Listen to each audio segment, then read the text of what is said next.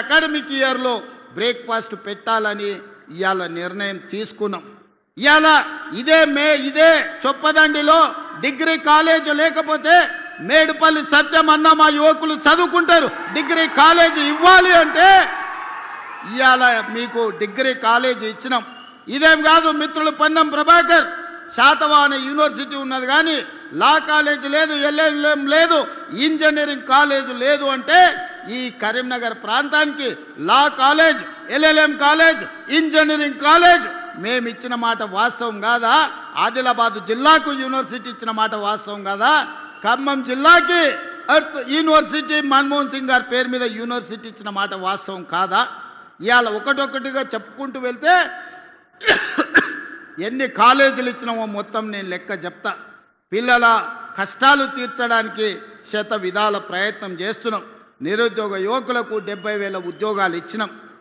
ఇవాళ రైతు రుణమాఫీ 25,35,000 రైతులకు 21,000 కోట్ల రూపాయలు, 2 లక్షల రూపాయలకు లెక్క కట్టి రైతులకు రుణమాఫీ చేసి ఈనాడు 9 రోజుల్లోనే 9,000 కోట్ల రూపాయలు రైతు భరోసా తుమ్మల నాగేశ్వరరావు గారి నాయకత్వంలో ఈరోజు వాళ్ళ ఖాతాలలో నగదు బదిలీ చేసింది నిజం కాదా? ఉత్త వ్యవసాయం మీదనే 1,15,000 కోట్ల రూపాయలు రైతుల కోసం ఈరోజు మనము నగదు బదిలీ చేసినాం. రైతులకు ఉచిత కరెంట్ ఇస్తున్నాం. ఇవాళ రైతు బీమా పథకాన్ని మనం అమలు చేస్తున్నాం. అదే కాదు, ఆనాడు కేసీఆర్ అన్నాడు ఒరేసుకుంటే మీరు ఊరేసుకున్నట్టే అని. మిమ్మల్ని మాత్రం ఒరేసుకుంటే ఊరేసుకున్నట్టే అన్నాడు. ఆయన ఫామ్ హౌస్లో 150 ఎకరాలలో వరి పండిస్తే కావేరీ సీడ్స్ వాళ్ళు 4,000 రూపాయలకు క్వింటాలు కొన్నారు. పేద రైతులకు 2,000 కోసం కొనలేదు కానీ ఆయన వండించిన పంటకు మాత్రం 4,000 రూపాయలు ఇచ్చారు.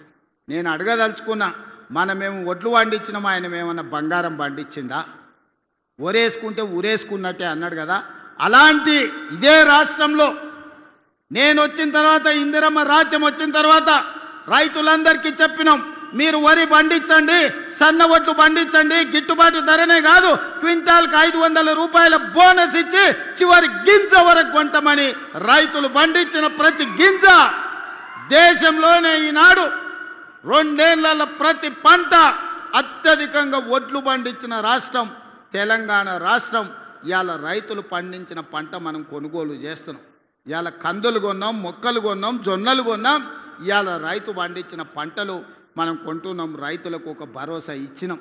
ఒడ్లు మనకిస్తే 48 గంటల్లోనే వాళ్ళ ఖాతాలో నగదు బదిలీ చేస్తున్నాం. ఎన్నడైనా ఇట్లా జరిగిందా? ఆ ఎలా ఒడ్లు తీసుకపోతే మిల్లర్లు, దళారులు కుమ్ముక్కై తాలు పేరు మీద, తడి పేరు మీద క్వింటాల్కి 10 కిలోలు దండి కొడుతుంటే ప్రభుత్వంలో ఉన్న పెద్దలు వాటాలు మెక్కిండ్రు తప్ప గంగుల కమలాకర్ లాంటి వాళ్ళు మిల్లర్లతోని కుమ్ముక్కై వాటాలు మెక్కిండ్రు తప్ప ఏ రోజు కూడా రైతులను ఆదుకోలే. ఇవాళ ఎవడైనా మిల్లర్ అయినా దళారైనా ఇవాళ తాలు పేరు మీద, తుట్టి పేరు మీద ఉన్న ఏమైనా కట్ చేస్తున్నారేమో చూడండి, ఈపులు విమానమూతం అవుతాయని మన ప్రభుత్వంలో చెప్పడం జరిగింది. మిత్రులారా, ఇలా రైతులకు చూడండి, రైతు భరోసా కావచ్చు, రైతు రుణమాఫీ కావచ్చు, రైతు గిట్టుబాటు ధర కావచ్చు, రైతు బీమా కావచ్చు, రైతులను ప్రతి నిమిషం ఆదుకొని రైతాంగ కుటుంబాలను ఈరోజు రైతును రాజును చేయడమే కాకుండా వ్యవసాయం దండగా కాదు వ్యవసాయం పండుగ చేసి చూపిస్తామని ఈనాడు రైతాంగాన్ని మనం ఆదుకున్నాం. ఇక మా ఆడబిడ్డలు, మా అక్కలు ఈడనే ఉండ్రు. నేను హెలికాప్టర్ల పైనుంచి వచ్చేటప్పుడు తుమ్మల గారికి చూపించిన పాలపిట్టలు లెక్క చీరలు చూడు ఎంత మంచిగా ఉన్నాయో. దసరా పండుగ నాడు పాలపిట్టలు చూసినట్టుంది మా అక్కలు ఆ చీరలు కట్టుకొని వస్తుంటే. ఇవాళ మా అక్కలు కెమెరామెన్ అక్కడ చూపి మా అక్కలందరూ పాలపిట్ట చీరలతో ఎంత మంచిగా ఉన్నారు. ఇంటి ఆయన కూడా సంతోషపడతాడు మా అక్కలందరూ ఇంత మంచిగా కనిపిస్తున్నారు అంటే.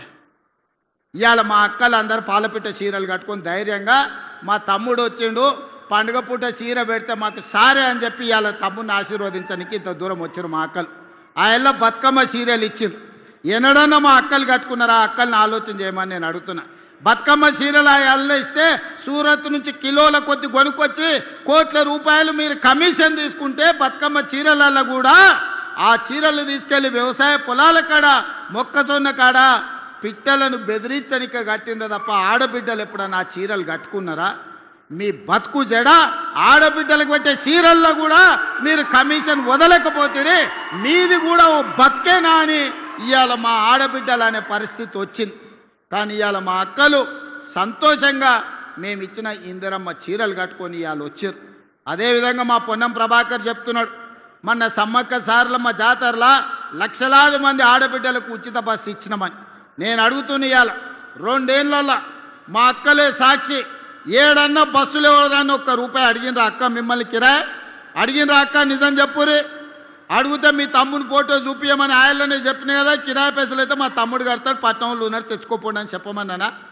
2 ఏళ్లలో ఆడబిడ్డలకు ఉచిత బస్సు ప్రయాణానికి 9,000 కోట్ల రూపాయలు నేను పొన్నం ప్రభాకర్ గారికి లెక్క కట్టి నెల పైసలు కట్టిన. మా ఆడబిడ్డలు బస్సులో ఉచితంగా పోతే ఆ ఎల్లా అమ్మగారింటికి పోవాలన్నా, అమ్మవారిని దర్శించుకోవాలన్నా, కొండగట్టుకోవాలన్నా, వేములవాడ రాజన్నను దర్శించుకోవాలన్నా ఇంటి ఆయన ముందల చేయి చాపాలి మా అక్కలు. అయ్యా నేను రాజన్న దగ్గరకు పోయేస్తా, కొండగట్టుకు పోయేస్తా అంటే ఇంటి ఆయన చెప్పడే ఇప్పుడు దసరా పండుగ కదా, దీపావళికి పోదు కానీ, లేకపోతే ఉగాది పండుగ పోదు, ఇప్పుడు ఏం తొందర ఉందని. అమ్మగారింటికి పోయేస్తా అంటే ఇప్పుడు ఏమంతా పొడుచుకొచ్చింది అమ్మగారింటికి పోయి చూసిరానికి అని అనేటోడు. కడుపులో బాధ దుఃఖం ఉన్నా ఇక ఆయన నగదు ఇవ్వకపోతే బస్సులో పోలేని పరిస్థితి. మా అక్కలు మనసులే బాధ పెట్టుకొని ఇంటికానే పిల్లల్ని చూసుకుంటూ ఉండేది. ఇవాళ పరిస్థితి ఎట్లుంది? ఇంటి ఆయన బాయికాడిపోతే అక్క అమ్మగారింటికి పోయి అమ్మని చూసి మళ్ళీ సాయంత్రం లోపల ఇంటికి వస్తుంది. అమ్మగారిని దర్శించుకోవాలంటే ఆలోచన లేదు, బస్సు ఎక్కి పిల్లల్ని తీసుకొని చక్కగా పోయి గుడికి పోయి దర్శనం చేసుకొని వస్తుంది. 9,000 కోట్ల రూపాయలు ఇవాళ మా ఆడబిడ్డల కోసం నేను ఖర్చు పెట్టిన.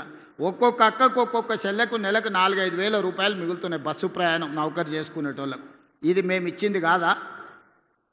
మహిళా సంఘాలు ఆనాడు స్వయక సంఘాలు అంటే ఒక పట్టుండే, ఒక గౌరవం ఉండే. కేసీఆర్ వచ్చి ఖతం చేసిండు. పావులా లేదు, సున్నా లేదు, వడ్డీ లేదు, నగదు లేదు. మా ఆడబిడ్డల చేతుల సిల్లి గవ్వ లేకుండా చేసిండు. మనం వచ్చినాక 27,000 కోట్ల రూపాయలు ఆడబిడ్డల చేతులు పెట్టి మీరు వ్యాపారం చేయండి, మీరు కోటీశ్వరులు కాండి అని 27,000 కోట్ల రూపాయలు ఇవాళ 0 వడ్డీతో మా అక్కల చేతుల నగదు ఆడుతుంది. ఇవాళ బస్సులో ఉచిత ప్రయాణమే కాదు, 1000 బస్సులకు మా పొన్నం ప్రభాకర్ గారు ఆడబిడ్డలను యజమానులను చేశారు. ఆర్టీసీకే బస్సులు పెట్టి ఇవాళ మా ఆడబిడ్డలు నడిపించే పరిస్థితి వచ్చింది.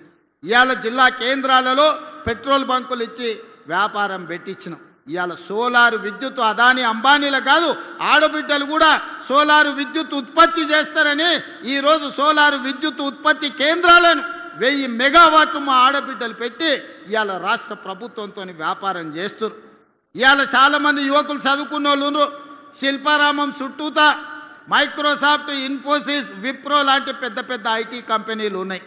ఆ పక్కనే ఆడబిడ్డలకు 100 కోట్ల రూపాయల భూమి ఇచ్చి 150 స్టాల్స్ శిల్పారామం పక్కనే పెట్టించి వాళ్ళు తయారు చేసే వస్తువులను ప్రపంచానికి అమ్మేటట్టు ఈరోజు అవకాశం కల్పించినాం.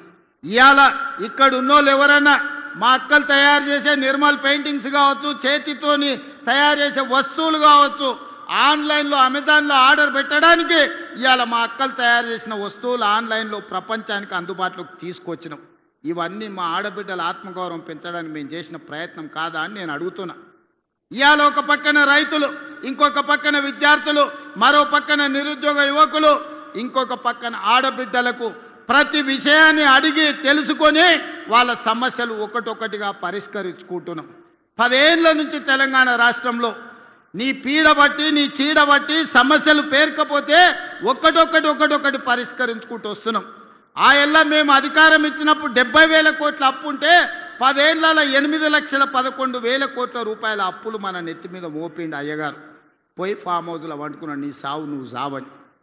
8,11,000 కోట్ల రూపాయల అప్పులతోని నాకు అధికారాన్ని చేతులు పెడితే ఏం చెయ్యాలా నాయనా అని దిక్కుదోచని పరిస్థితిలో కన్నోని కాళ్ళు పట్టుకొని ఢిల్లీకి పోయి అడుక్కోనోని అందరి దగ్గర పోయి కూర్చొని ఇవాళ ఒక దారిలోకి పట్టుకొచ్చి ప్రభుత్వాన్ని నడిపే పరిస్థితి తీసుకొచ్చినాం.